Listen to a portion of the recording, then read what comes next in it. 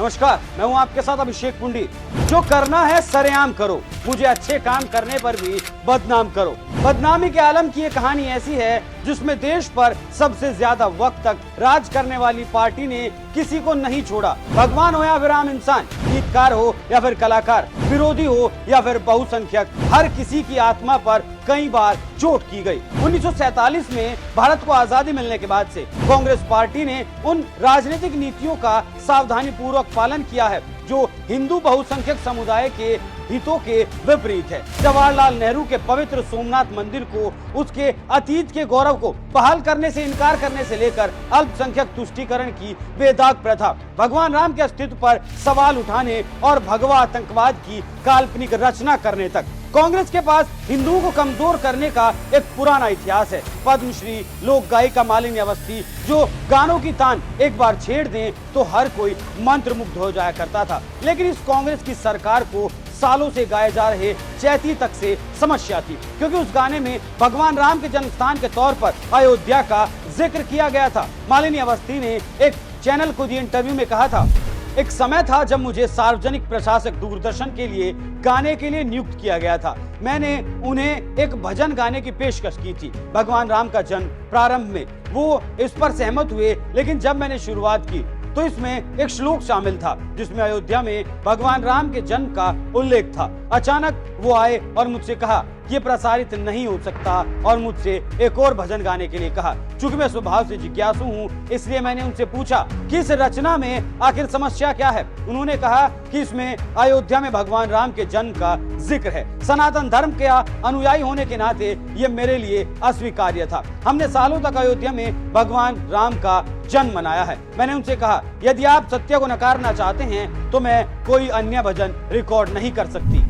कांग्रेस के राम विरोधी और हिंदू विरोधी होने के कई प्रमाण हैं। अब राम के जन्म की गाथा रामायण में दर्ज है, अलग अलग रचनाओं में राम के जन्म के गीत हैं, लेकिन उस वक्त की यूपीए सरकार को इससे भी आपत्ति थी। कांग्रेस ने लंबे वक्त तक अपने एजेंडे को निर्धारित करने और एक विशेष कथा साझा करने के लिए कलाकारों, अभिनेताओं का भरपूर इस्तेमाल किया। जिसने बात मानी उसकी झोली भरते गए, जिसने नहीं मानी वो दर दर की ठोकर खाते रहे। यूपी की सरकार ने कलाकारों को एक विशेष लाइन पर चलने के लिए मजबूर किया था जो इसके बड़े राजनीतिक प्रवचन के साथ खिलवाड़ करती थी, जिसमें अवज्ञा के परिणाम स्वरूप निष्कासन और सिर्फ निष्कासन होता था। इसका एक दूसरा उदाहरण भी बताते हैं आपको। भारत के इतिहास में सबसे अग्रणी संगीतकारों में से एक पंडित हृदयनाथ को स्वतंत्रता सेनानी वीर सावरकर द्वारा लिखित एक कविता गाने के लिए कांग्रेस के सालों के दौरान ऑल इंडिया रेडियो से बर्खास्त कर दिया गया था। हृदयनाथ और उनकी बहनें लता मंगेशकर और उषा मंगेशकर वीर सावरकर द्वारा लिखी गई